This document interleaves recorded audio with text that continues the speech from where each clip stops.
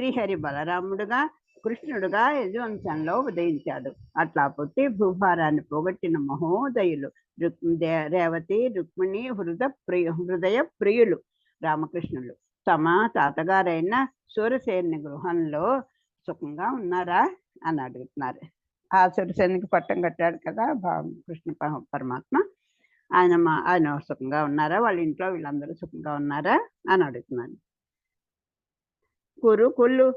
కురుకులులాదరింపగా సఖుండును ఆప్తుండునై తనర్చి సోదర తరుణీ జనంబులను తత్పతులన్ కడుగారవంబునన్ కరుణ దలిర్ప ఆత్మజుల కంటెన్ ప్రియోన్నతిన్ ప్రోచువాడు సుస్థిరమతినున్నవాండే వసుదేవుండు వృష్టికుల ప్రదీపక.